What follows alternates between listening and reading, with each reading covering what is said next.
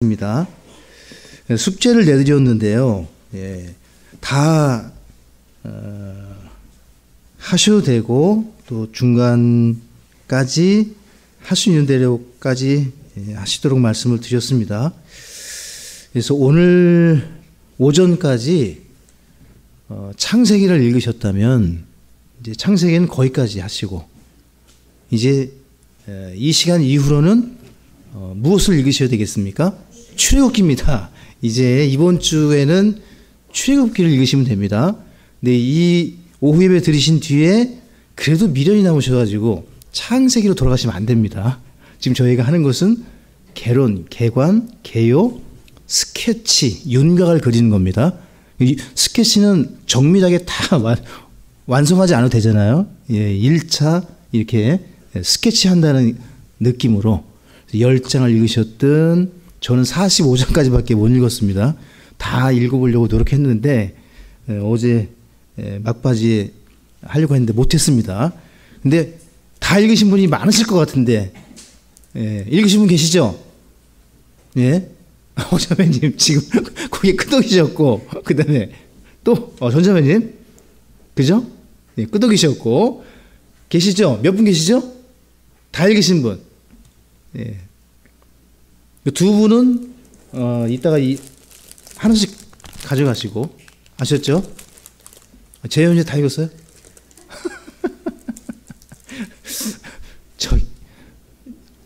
예, 이해수자매님 혹시? 저는 11장까지밖에. 그러셨구나. 그러면 11장까지만 읽으시면 돼요. 예, 오늘부터는 저랑 출애굽기 읽으시는 겁니다.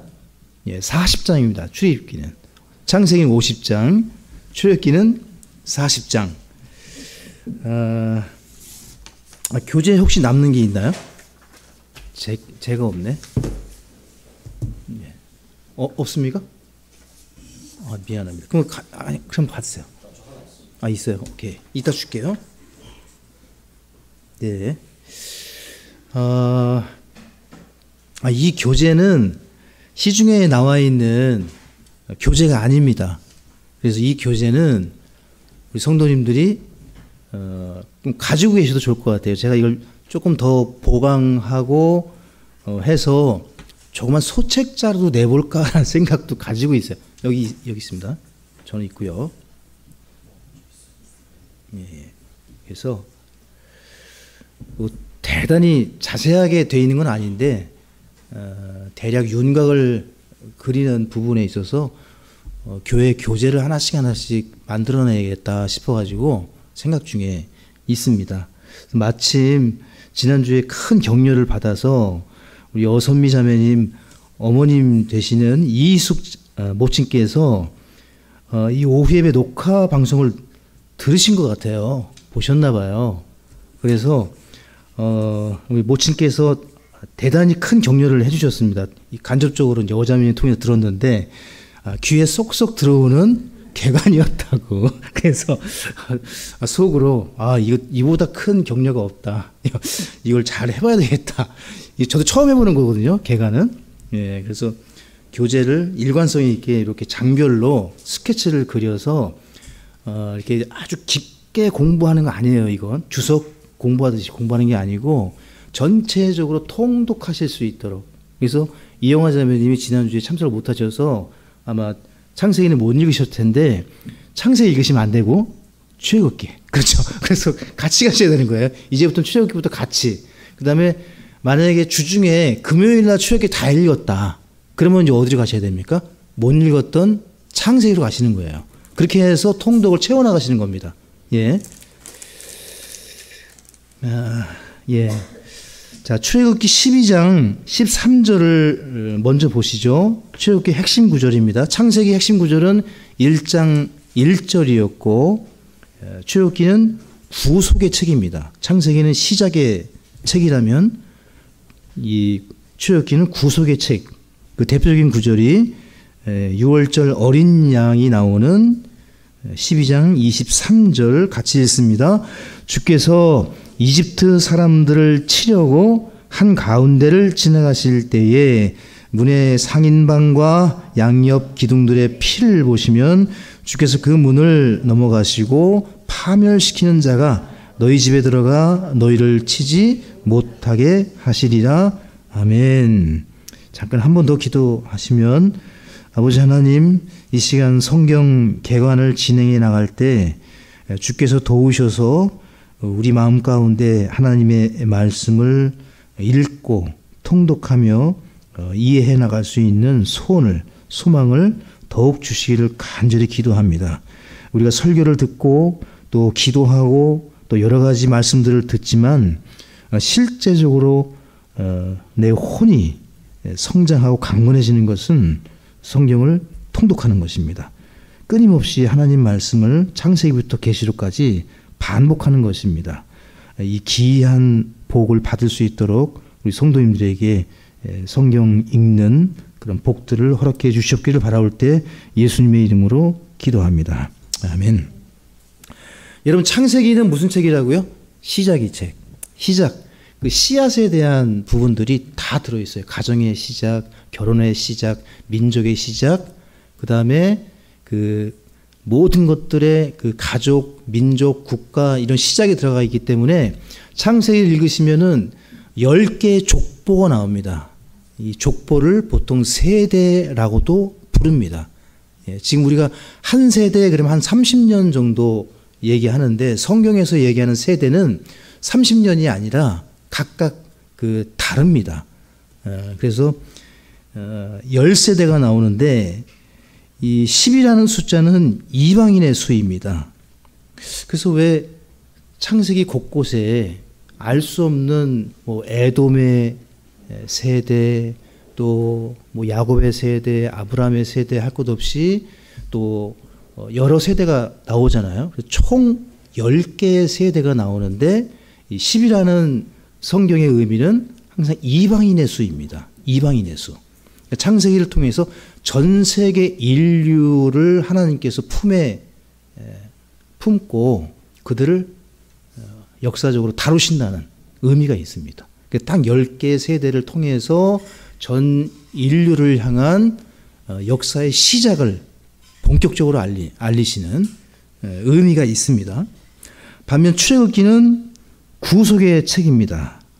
그래서 이 엑소더스라는 출애굽기는 떠난다, 떠나다란 의미를 가지고 있습니다. 출애굽기를 통해서 이스라엘 백성이 이집트를 떠나는 그런 장면을 보실 수가 있죠. 노예로 시작해서 하나님께서 그들 가운데 거하시는 성막은 하나님의 임재입니다. 하나님이 우리 안에 거하신다는 상징. 그래서 이 노예로 시작된 이스라엘 민족이 하나님이 거하시는 특별한 민족이 되는 그런 사건이 출애굽기입니다.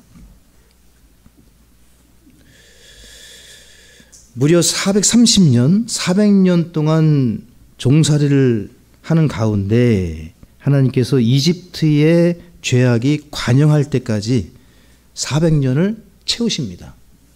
40이라는 숫자는 항상 시험이거든요. 성경에 모세가 40일, 시내산에서 40일, 시험, 예수님도 40일 금식하시고 시험 받으셨죠. 그래서 성경에서 400, 이 구약 말라기 이후에 침묵의 400년. 400년은 거의 다 하나님이 죄가 관영할 때까지 채우시는 그런 의미가 있습니다. 그래서 이집트의 죄악이 관영할 때까지 종살이를 하게 하면서 이집트의 죄가 계속 완악해지는 거죠. 그 상징이 파라오입니다. 파라오는 하나님께서 죄를 억제하지 않으시면 사람이 어디까지 강팍해질까라는 것을 보여준 대표적인 인물이 파라오입니다. 하나님이 제지하지 않으시면 어디까지 타락할 수 있는가, 마음이 강팍해질 수 있는가, 그 대표적인 인물이 파라오 이집트입니다. 이걸 통해서 이제 알 수가 있고요. 여러분, 이 출애굽기에 히브리 3파들이 나오지 않습니까? 그렇죠? 근데 히브리 3파가 2명 나와요. 그 출애굽기에 보시게 되면 그 파라오가 이스라엘 백성이 남자아이들은 다 강에 버리고 죽이고 딸만 여자아이만 살리잖아요. 그때 이 히브리 산파를 하나님이 히브리서 11장에서도 이 두 여인을 크게 칭찬하십니다. 믿음의 여인으로. 예. 사실은 인간적인 측면으로 볼 때는 왕을 속이는 거거든요. 그렇죠? 이 히브리 산파들이 그 유대 여인에게 가려고 하면 이미 아이가 나왔다 이거예요. 이렇게 하면서 다 받아내는 거란 말이에요. 죽이지 않고 남자 아이들을. 예. 그래서 이 여인들의 이름이 출애굽기는 안 나옵니다. 어디에 나옵니까? 디모데후서 3장 8절에 이 여인들의 이름이 나와요. 그러니까 통독을 하지 않으면 구약의 하나님의 말씀이 신약 성경의 조명을 통해서 이 계시가 어떤 의미인지를 모릅니다. 그래서 설교도 들으셔야 돼요. 주제별 성경 공부도 하셔야 돼요. 교리별 성경 공부도 하셔야 돼요. 그래서 성도에게 있어서 제일 중요한 게 뭐냐? 통독입니다. 창세기부터 계시록까지 읽어나가시는 것은 복 중에 복이에요. 그래서 창세기 다 못 읽으셨어도 낙심하지 마시고 다시 출애굽기부터 시작하시면 돼요. 저랑 같이 일주일간. 디모데후서 3장 8절에 두 여인의 이름이 나오죠. 얀네와 누구죠? 찾으신 분 계십니까? 네, 얀브레, 그죠? 얀브레하고 저도 기억이 안 나는데 이 두 여인의 이름이 등장을 합니다. 예. 그러니까 바울이 그 이름을 누구에게 계시받았을까요? 하나님께 계시를 받은 겁니다. 주님께. 그래서 디모데후서에 그 두 여인의 이름을 쓴 거예요. 히브리 산파 이름을. 그 통독을 꼭 하시라 말씀을 드리고, 출애굽기의 핵심이 아까 구속이라고 말씀드렸잖아요. 그래서 구속하시는 하나님을 보실 수 있고, 창세기와 마찬가지로 출애굽기의 저자는 모세입니다. 이 모세인 것을 요한복음 7장 19절에 그리고 요한복음 5장 46절 47절에 예수님께서 증거하십니다.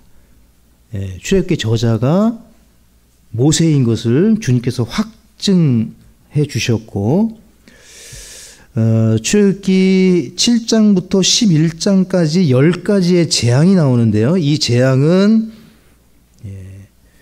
계시록에 기록된 재앙에 대한 모형이기도 합니다. 이집트를 심판하시는 이 모습들이 계시록에서 7대접, 7인, 그 7심판이 나오는데 그 심판의 모형이기도 합니다. 출애굽기 7장 4절과 5절을 보시겠습니다.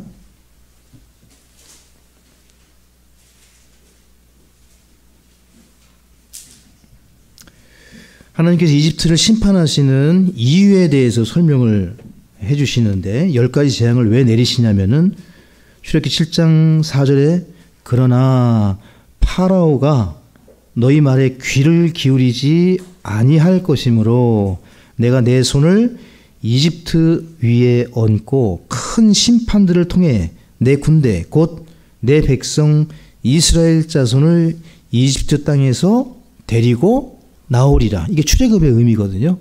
예, 구속하시는 하나님. 5절에 내가 내 손을 이집트 위로 내밀어 이스라엘 자손을 그들 가운데서 데리고 나올 때에 내가 주인 줄을 이집트 사람들이 알리라 하시니. 그러니까 내가 주인 것을 이집트가 알도록 하기 위해서 심판을 행하셨습니다. 계시록에서도 마찬가지거든요. 내가 주인 줄 알게 하기 위해서 온 땅에 심판을 베푸십니다. 하나님께서는 자신을 계시하시고 자신이 누구인지를 분명히 성경에서 밝히셨고 그 사실을 믿으라고 하시는데 이 세상은 지금도 여전히 믿지 않고 있죠. 심판이 예비되어 있습니다. 또 이 출애굽기는 예표로 넘쳐나는 책인데요. 여러분 교재에는 없으시지만 들어보십시오. 이집트는 이 세상을 예표합니다. 이집트는 이스라엘 백성, 하나님의 백성을 핍박하고 속박하고 대적했습니다. 이 세상이 그렇습니다. 그러니까 출애굽기를 통해서 하나님의 관점을 배우실 수 있는데 이집트는 세상을 의미합니다. 근데 이집트가 어떻게 했습니까? 하나님의 백성을 대적하고 핍박하고 속박했습니다. 그래서 세상으로부터 우리는 불러냄을 받은 교회입니다. 그래서 주중에 주일날 또 저희 교회는 금요일에 한 번 더 불려냄을 받고 있습니다. 그렇게 이해하시고, 이 파라오는요 마귀를 예표합니다. 이 세상 신인 마귀를 예표합니다. 이 파라오는 하나님을 모독했습니다. 그리고 하나님의 백성을 노예로 삼을 수 있다고 끝까지 고집했습니다. 마귀가 똑같습니다. 마귀가 늘 하는 일은 하나님의 영광을 가리우고 하나님의 이름을 모독하는 것입니다. 그리고 하나님의 백성, 성도들을 자신의 노예로 삼을 수 있다고 우리를 늘 속이죠. 세 번째, 이스라엘은 교회의 모형입니다. 이 세상에서 여러분과 저는 구속을 받았습니다. 주 예수 그리스도로 말미암아. 그리고 하나님의 보호 가운데 현재 성도의 삶은 순례의 길입니다. 여러분과 저는 나그네요 순례자로서 이 세상에서 영원히 살 것처럼 정착할 것처럼 살아서는 안 됩니다. 여러분과 저는 나그네요 순례자요 믿음의 시험, 테스트를 거치고 있다라고 믿으셔야 돼요. 주님이 지금 시험 기간이에요. 여러분과 저는 구원을 시험하시는 게 아니라 믿음의 순례예요. 이제 여러분이 가정 환경, 직장 생활, 학업, 여러분의 친구 관계가 어떠하든지 구원받는 순간부터는 그 모든 세상 것들로부터 분리 작업을 시키세요. 하나님께서. 성별시킵니다. 왜냐하면 자신의 자녀이기 때문에 하나님이 거룩한 것으로 성별해서 예배로 부르시고 말씀으로 부르시고 성령으로 성전 삼으셔서 그 몸된 성전 안에 거하시면서 너는 내 것이라, 내 백성이라, 내 백성들이 광야로 나와서 나를 예배케 하라. 파라오에게 요구하신 게 그거밖에 없어요.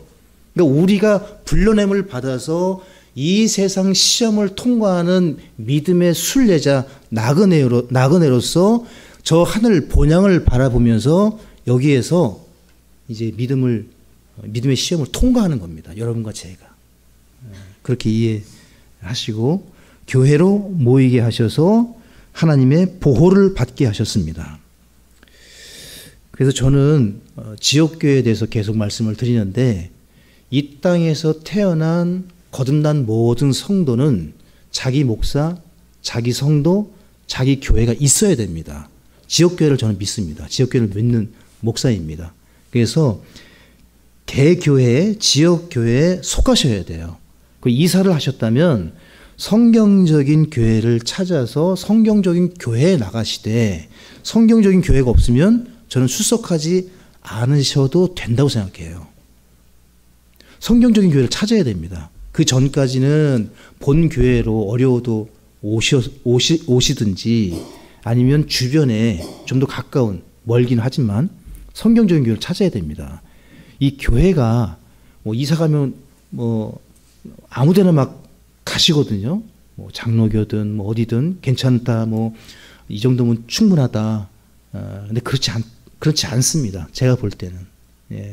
오히려 큰 마이너스가 될 수 있어요.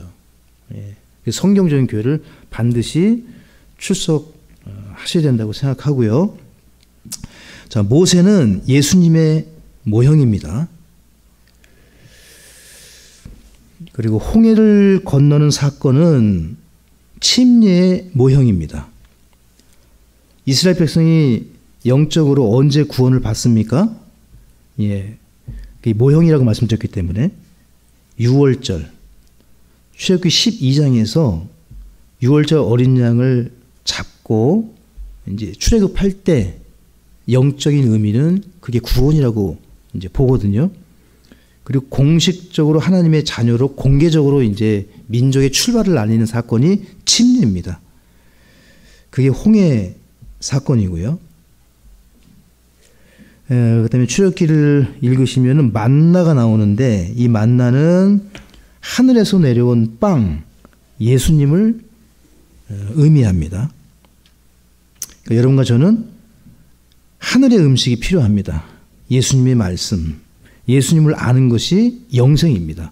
예수님을 먹는 것이 구원입니다.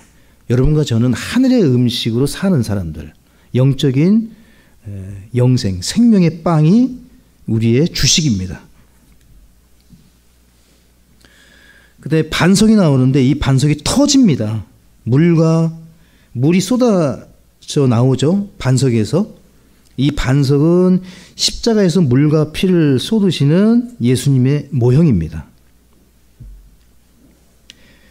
반석이 터져야 물이 쏟아지듯이 예수님이 물과 피를 쏟아 죽으셔야만, 반석이 깨져야만 성령이 오시는 겁니다. 그러니까 성령은 언제 우리에게 임하셨는가? 예수님이 죽으실 때입니다.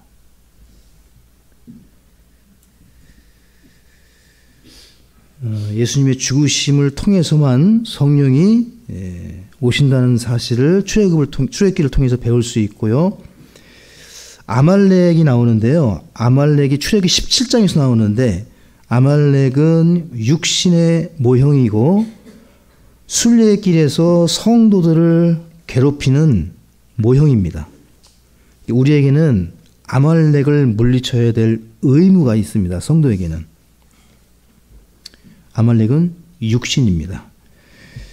믿음의 순례길에서 가장 큰 적은 육신입니다. 자아입니다. 옛성품입니다.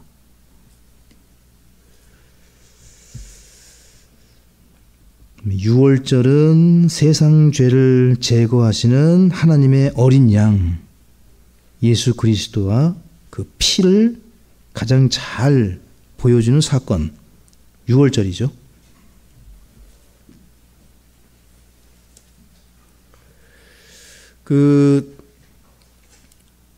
성지 순례를 가시게 되면 이스라엘 호텔이나 그러니까 이스라엘 집 이 문에 들어가시면 문 옆에, 그러니까 문을 열면은 문고리 바로 그 위에 이 면이 있잖아요. 거기에 히브리어로 이제 S를 의미하는 이 샬롬이라는 의미의 이 자음이 붙어 있어요. 항상 모든 출입구에, 공공기관이든 개인 집이든. 예. 그러니까 이 문설주가 바로 여기거든요. 상인방. 그러니까 문이 이렇게 있으면은 이 문 요 위에 예, 상인방 여기하고 요 옆에 양쪽 기둥. 그럼 요 양쪽 기둥의 한쪽 면, 문 여는 입구에 샬롬이라는 자음이 붙어 있어요. 항상. 모든 문에. 그래서 유월절 어린 양의 피를 이 상인방 여기와 문 기둥 양쪽에 우슬초로 뿌리는 겁니다. 유월절 어린 양 요 표시, 요게 십자가예요. 이 양쪽의 기둥에 이 의미가 십자가를 의미하는 거거든요. 우슬초로 여기를 치고 여기를 치고 여기를 치면 십자가를, 그때는 몰랐을 거예요, 그 사람들이. 근데 우리가 신약 성경을 통해서 이 의미를 모형으로 보다 보니까 이 십자가의 의미가 있는 거예요. 문기둥에 상인방, 그 다음에 기둥을 치는 거예요. 그래서 이 표식이 있는 곳은 넘어가는 겁니다. 그 죽음의 천사가 유월하는 거예요. 담을 넘듯이 다 넘어가는 거예요. 죽음 장자를 다 살려주는. 예, 대신에 이집트 장자는 다 죽이시는 거죠. 이 십자가 표시가 없는, 우슬초에 십자가 없는.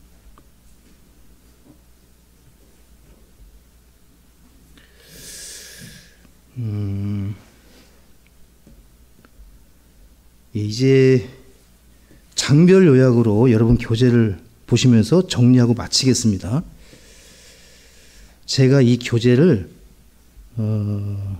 여러분 드린 교재 외에 지금 설명드린 이 부분들은 지금 제 정리 중이기 때문에 설교는 지금 하고 있는데 이 교재를 다 쓰면은 오늘의 양식처럼 그렇게 계속 양이 늘어나요, 지금. 그래서 지금 스케치이기 때문에 일부러 안 드리는 겁니다. 그리고 나중에 조금 더 보강이 되면 이걸 책으로 한번 내도 괜찮겠다. 소책자로. 그렇게 해서 지금 설명드린 이 부분들은 설명해서 개간을 공부할 때 좀 하면 그때 좀 준비를 조금 더 하도록 하고요. 장별 요약을 보고 마치겠습니다. 자, 1장은요. 핍박당하는 이스라엘에 대해서 말씀을 하고 있습니다. 이 세상과 죄의 속박이 얼마나 무거운지 출애굽기 1장 14절을 보겠습니다. 자, 저희는 이제 스케치하고 마치겠습니다. 전체 장을 읽진 않겠습니다. 구절 이제 스케치하면서 보고 가겠습니다. 1장 14절 같이 읽습니다. 회반죽 이기기와 벽돌 굽기와 들에서 행하는 온갖 종류의 섬기는 일을 시키며 고된 속박으로 그들의 삶을 괴롭게 하였는데 저들이 그들을 섬기게 하여 그들이 섬긴 모든 일이 혹독하였더라. 이 세상과 죄의 속박이 이러하다는 겁니다. 이 세상이 우리에게 친근하거나 우리를 잘 대해주는 것이 아니라 진정 믿음으로 구원받고 영적 성별을 소망하는 성도를 세상이 어떻게 대하겠습니까? 우리를 핍박하고 속박하고 혹독하게 우리를 다룰 것입니다. 그래서 뱀처럼 지혜롭고 비둘기처럼 순수하라 하지 않으셨습니까? 그래서 뱀처럼 사람들을 조심할 필요가 있습니다. 그들이 우리에게 다 똑같이 잘 대해줄 것이다. 유독 기독교인들만 더 이 핍박을 하는 이유 중에 하나가 영적인 부분들도 있기 때문에. 넘어가서요. 출애굽기 3장과 4장은 모세를 부르신 주님과 하나님의 자기 계시를 주시는 위대한 장입니다. 출애굽기 3장 4절을 보시죠. 출애굽기 3장 4절 5절을 보시면 그가 보려고 모세가 떨기나무에 이제 현현하신 하나님을 보려고 옆으로 도는 것을 주께서 보시고 하나님께서 그 떨기나무 한가운데서 그를 불러 이르시되 모세야 모세야 하시니 그가 이르되 내가 여기 있나이다 하매. 그러니까 모세를 하나님께서 부르시죠. 불타는 떨기나무. 이 떨기나무가 일반적인 이스라엘의 나무인데요. 이렇게 볼품이 없습니다. 가보시면 알겠지만, 근데 그 볼품 없는 나무 속에서 하나님께서 강렬하게 불타오르고 계신 거예요. 꺼지지 않는 불로. 여러분과 제가 떨기나무와 같습니다. 근데 주님이 불타는 하나님의 불빛으로 여러분과 저를 함께 하시고 지키신다는 사실을 믿으시기 바랍니다. 모세를 부르셨죠. 5절에 그분께서 이르시되 여기로 가까이 오지 말라. 네가 서 있는 곳은 거룩한 땅이니 네 발에서 신을 벗으라 하시고, 하나님께서 거하시는 곳은 거룩한 곳. 우리가 주님을 두려워해야 된다는 겁니다. 신을 벗는 의미는 경외하는 겁니다. 두려워 떠는 겁니다. 그러니까 주께서 우리에게 요구하시는 첫 번째 명령은 주를 두려워할 줄 아는 성도가 되어야 됩니다. 모든 지혜와 지식, 하늘의 보화가 여기서부터 시작합니다. 진정한 지식, 영적 지식, 주 예수 그리스도를 아는 지식, 주를 두려워할 때 모세를 부르시고 첫 번째 명령이 나를 경외하라, 경배하라, 네 신을 벗으라. 이건 엎드려 절하라는 거예요. 부복하라는 거예요. 사람이 신발을 벗으면 부끄럽잖아요. 발을 가리지 않습니까? 무릎 꿇고 엎드릴 수밖에 없어요. 이거는 서 있지는 못하는 겁니다. 출애굽기 3장 14절을 보시면 같이 읽습니다. 하나님께서 모세에게 이르시되 나는 곧 스스로 있는 자니라 하시고, 또 이르시되 너는 이스라엘 자손에게 이같이 말하기를 스스로 계신 분께서 나를 너희에게 보내셨느니라 하라 하시니라. 그래서 하나님의 이름을 처음 계시하신 장면이에요. 어떤 이름? 여호와. 이 나는 곧 나니라, 나는 곧 스스로 있는 자니라, 이 의미가 여호와입니다.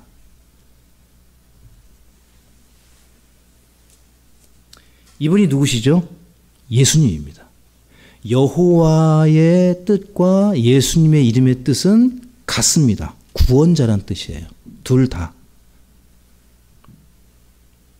스스로 존재하시는 분이시면서 동시에 구원자라는 뜻을 가지고 있습니다. 여호와.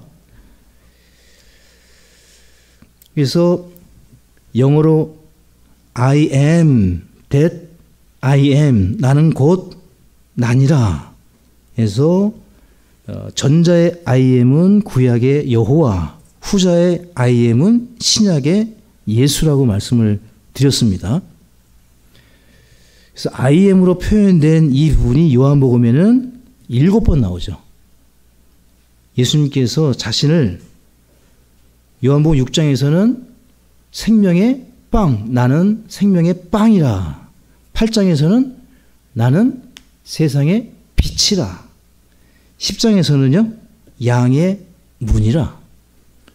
11장에서는 나는 생명이요 부활이라.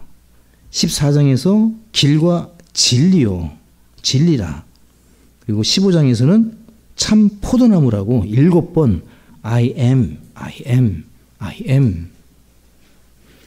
직접 합법으로 I am을 쓰셨고 간접 합법으로 I am he, 그러니까 he is라고 표현하셨어요. 내가 그라. 요한복음에는 I am과 I am he라는 표현이 제일 많이 나옵니다. 그러니까 요한복음을 읽고 예수님이 하나님이시라는 사실을 발견하지 못하면 잘못 읽고 있는 겁니다. 그다음에 7장에서 11장은요, 10가지 심판이 나오고 있는데요.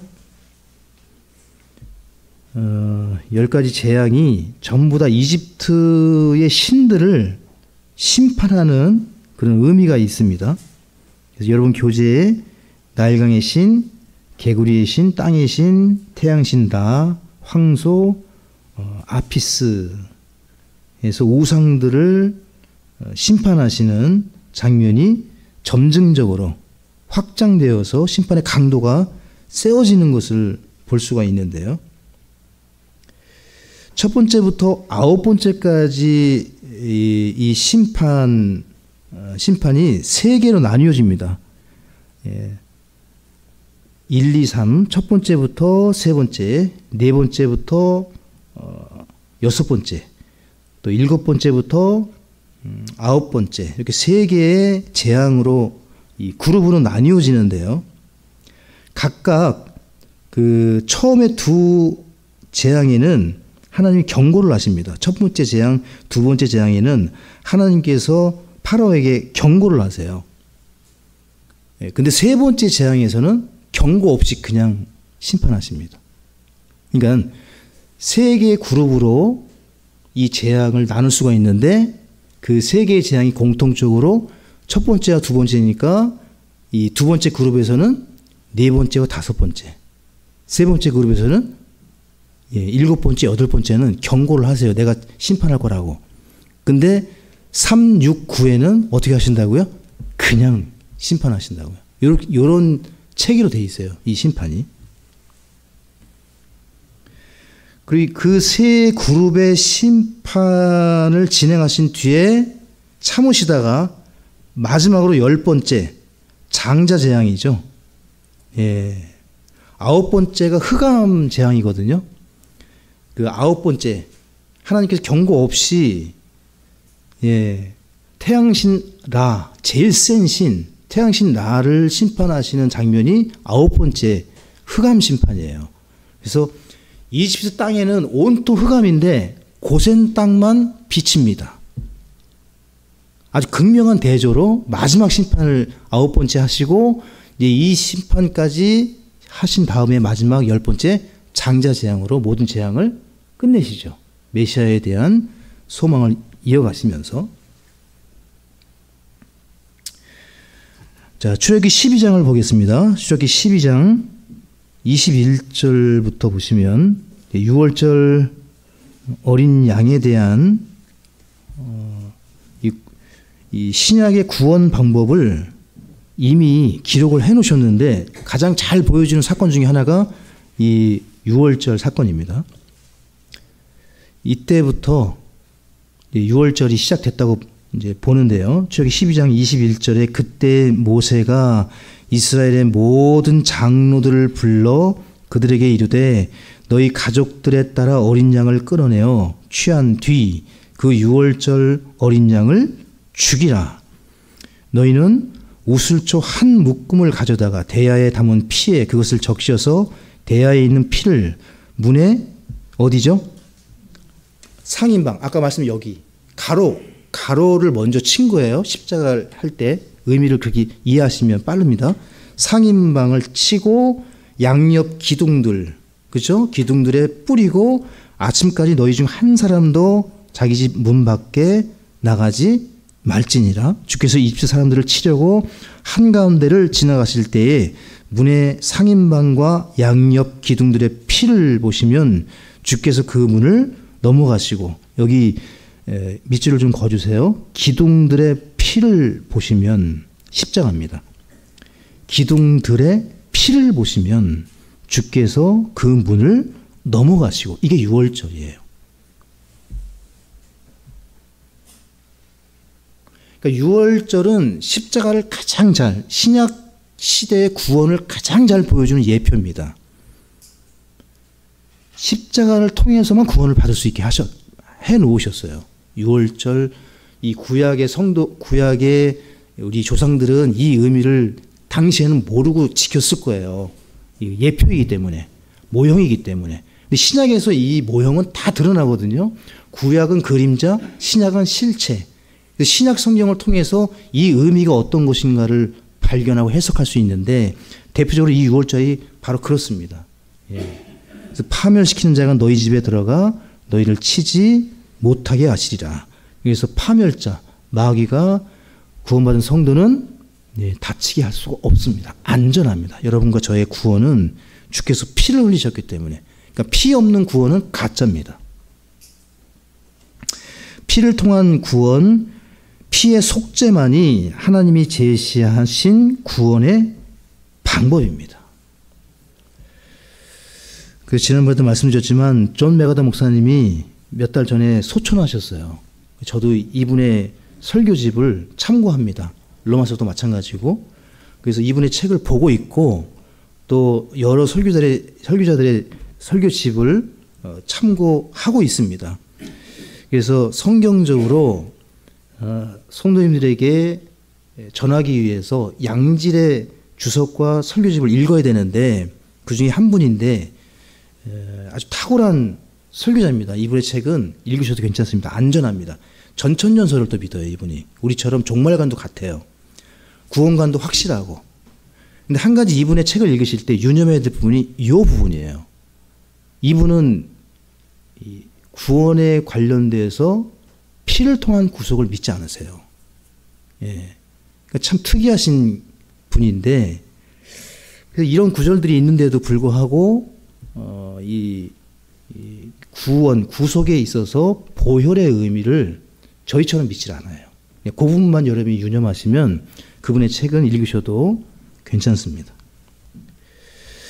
그 다음에 출애굽기 14장으로 넘어가시면 이제 홍해를 가르시는 사건, 그 통과하는 장면이 나오는데, 여러분 이 침례의 의미가 무엇인지 출애굽기 14장을 보시죠.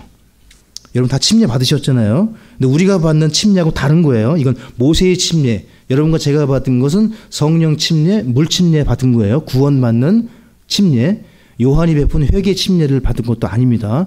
침례의 성격은 다르지만 그 의미, 교훈은 받을 수 있어요. 어떤 교훈이 있는가.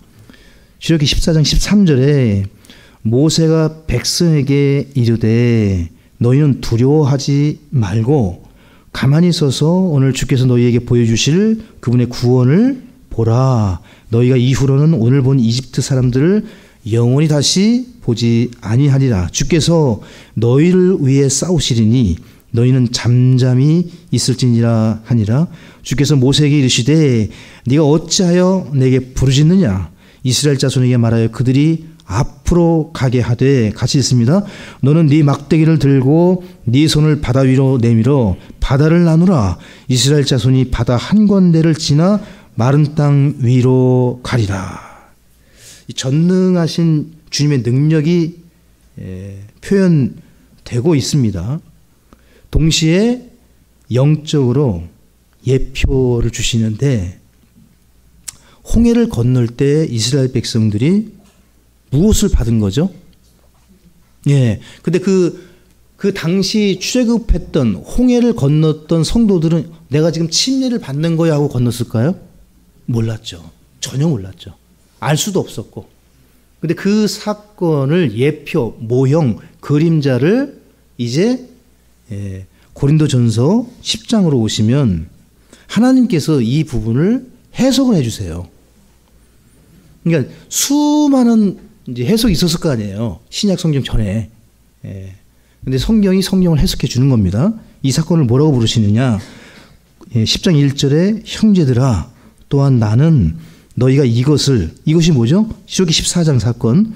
모르기를 원치 아니하노라. 즉 우리 조상들이 다 구름 아래에 있었고 모두가 바다를 지나갔으며 모두가 구름과 바다 속에서 모세에게로 침례를 받았고, 그러니까 모세의 침례를 받은 거예요. 침례의 영적 교훈은 성별입니다. 잠잠히 하나님이 어떻게 일하시는가 보라. 세상과 분리되는 사건. 내가 구원받고 공개적으로 침례에 순종한다는 것은 이제부터는 주일날 예배를 드리겠습니다. 이제부터는 하나님께 드리겠습니다. 이제는 믿음의 순례자여 나그네로 살겠습니다. 이제는 가족들과의 관계를 하나님과의 관계보다 소중히 여기지 않겠습니다. 천명하는 거예요. 그러니까 내가 침례를 받을 때는 그 의미를 모르더라도 하나씩 하나씩 배워나가겠지만 이제는 세상 것에서 벗어나서 하늘에 속한 백성으로 살아가는 출발점. 그게 침례예요. 굉장히 큰 의미가 있습니다. 이 침례 자체가 그 사람으로 하여금 이제 하나님의 자녀로 살 것인가, 아니면 여전히 양쪽 팔을 한 발씩 세상과 교회, 하나님과 이 세상에 두고 살 것인가. 이보다 더 어려운 삶이 없어요. 구원받고 나서 양쪽에 걸치고 두 마음을 품은 자처럼 비참한 성도가 없습니다. 저는 차라리 대마가 되는 게 어떤 면에서는 낫다고 봐요. 차라리 혼나더라도 화끈하게 혼나는 거야. 근데 이거 오해하시면 안 돼요. 그렇다고 해서 목사님 저는 이제부터 대마처럼 살고 싶어요. 이러면 설교 잘못 들으신 겁니다. 그 강조법은 하지 말라는 겁니다. 그죠? 이 말 또 다른 건 다 안 들으시다가 이것만 또 딱 순종하시면 큰일 납니다. 안 돼요. 그런 말씀은 전혀 아니고, 그만큼 하나님 편에 갈라서, 그래서 제가 영민 형제한테 참고하라고, 주일날 목사님은 구원받고 침례받은 후에 친척 그 22살에 구원받았으니까 그 큰아버지, 뭐 작은아버지, 큰엄마, 그다음에 가족분들한테 주일에 결혼식이나 애경사는 참여하지 않습니다. 그 제가 장손이었어요. 또 제사도 안 합니다. 안 합니다. 그때부터. 무슨 배짱이었는지 아무것도 안 했어요. 그때 이후로 뭐 제사부터 시작해서 결혼. 그래서 그 당시 저 때만 해도 주일에, 일요일에 결혼하시는 분이 많았는데 점점 이제 토요일 날로 옮겨가는 때였었어요. 저 때가. 그래서 자연스럽게 다 토요일 날로 옮기시더라고요. 이 문제도 다 해결되고. 그래서 믿음으로 선포하면 하나님이 역사도 바꾸신다고 저는 믿습니다. 다 바꾸시는 거예요. 그냥 재밌게 말씀을 드렸고요. 그리스도와 함께 죽고 영적인 삶을 사겠다는 고백이 바로 침례의 의미입니다. 그래서 완전히 취급한 이스라엘 백성은 이때부터 민족의 출발이 된 겁니다. 공식적으로. 이제 히브리 사람들이 이스라엘로 공식적으로 이제 국가가 시작되는 거예요. 가나안 땅에 들어가면서. 그 다음에 출애굽기 16장을 보시겠습니다. 출애굽기 16장 4절을 보시죠.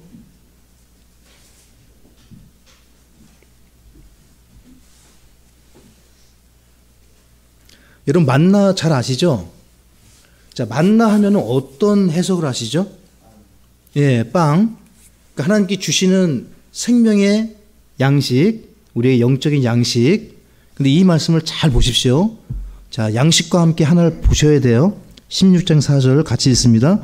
그때 주께서 모세에게 이르되 보라 내가 너희를 위해 하늘로부터 빵을 비같이 내리니 백성이 날마다 나가서 정한 양을 거둘지니라.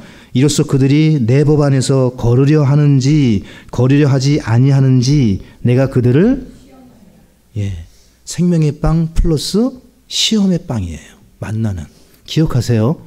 하나님이 주시는 만나, 영적인 꼴, 여러분이 들으시고 먹으시고 기뻐하시고 기도하시는 그 말씀이 생명의 빵인 동시에 하나님께서 무엇을 보신다고요?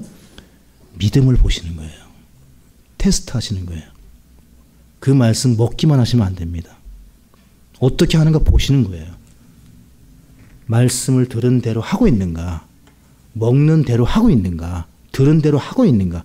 저뿐만 아니라 모든 성도가 만나에 대해서 올바르게 봐야 됩니다. 그냥 비처럼 내려서 먹기만 하는 것이 아니라 그 먹는 음식에 대해서 시험하십니다.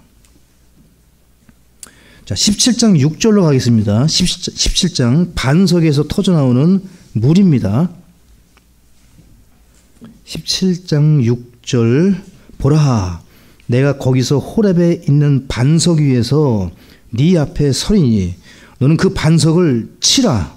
이 십자가의 죽음을 의미하기도 합니다.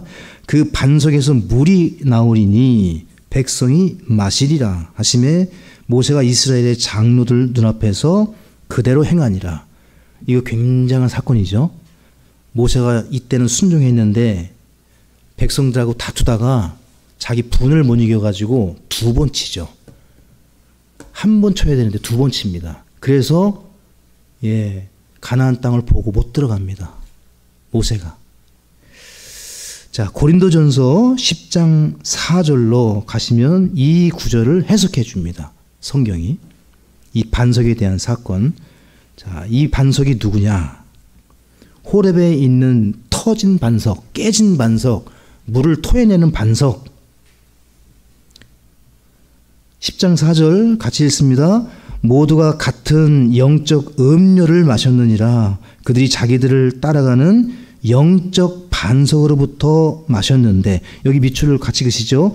자기들을 따라가는 영적 반석으로부터. 이 반석은 우리를 동행합니다.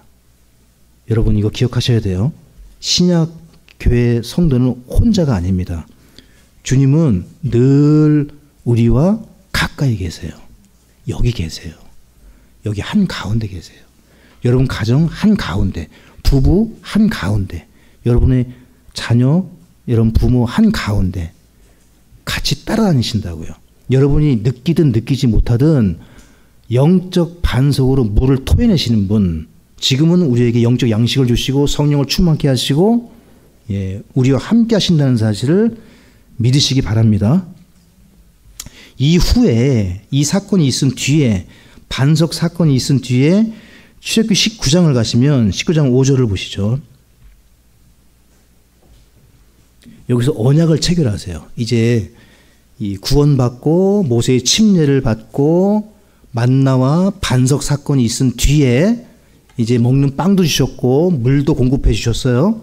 그 다음에 시내산에서 율법을 주시고, 이제 율법은 뭐죠? 헌법을 주신 거예요. 국가의 헌법을 주시고 언약을 체결합니다. 19장 5절에 그러므로 이제 너희가 참으로 내 목소리에 순종하고 내 언약을 지키면 너희는 내게 모든 백성들보다 뛰어난 특별 소유 보물이 되리니 이는 온 땅이 내 것이기 때문이라. 같이 읽습니다. 또 너희는 내게 제사장 왕국이 되며 거룩한 민족이 되리라. 네가 이스라엘 자손에게 고할 말들이 이러하니라 하시니라.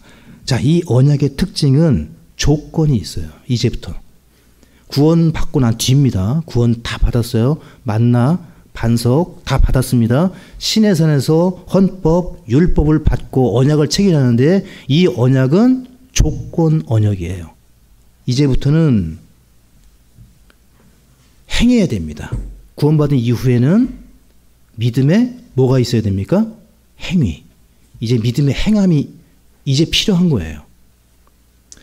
그게 아까 두와 돈을 설명하면서 오전에 그렇게 설명드렸는데 우리가 해야 될 일이 이미 이루어진 거예요. 이루어진 상태에서 하는 겁니다. 하나님의 약속을 믿고 체험하고 누리면서 하는 거예요. 자, 19장 8절을 보시면 백성들의 반응이 나오는데요. 온 백성이 함께 응답하여 이르되 주께서 말씀하신 모든 것을 우리가 조건이 어떻게 반응하고 있죠? 행하리이다. 이제는 행하리이다. 여러분과 저에게 필요한 것이 이 부분입니다. 믿음의 행함. 그러니까 출애굽기는 성도의 삶을 아주 잘 보여줍니다. 은혜로 받는 구원뿐만 아니라 그 구원 이후에 하나님 베푸시는 축복과 어떻게 동행하며 따라다니는 반석으로 주님이 우리를 어떻게 행하나 보시는 거죠. 테스트하십니다. 여러분과 제가 행함으로 그것을 증명하는 거예요. 그 시험을. 여기 이스라엘 백성들이 하나님께서 너희가 순종하고 지키면이라는 조건을 주셨는데 백성들이 그 조건에 대해서 믿으리이다. 믿겠습니다. 그렇게 얘기하지 않고 행하리이다. 다 행하리이다. 이제 여러분과 제가 구원받은 이후에 기록된 성경 말씀을 어떻게 해요? 다 행하리이다. 주님 오실 때까지 행할 수 있는 것은 이 지역교회를 통해서 같이 행하는 거예요. 우리가 세계 선교를 합니다. 우리가 복음을 전합니다. 우리가 섬깁니다. 우리가 구제합니다. 다 헛된 것이 결코 아닙니다, 여러분. 자, 출애굽기 32장으로 가겠습니다.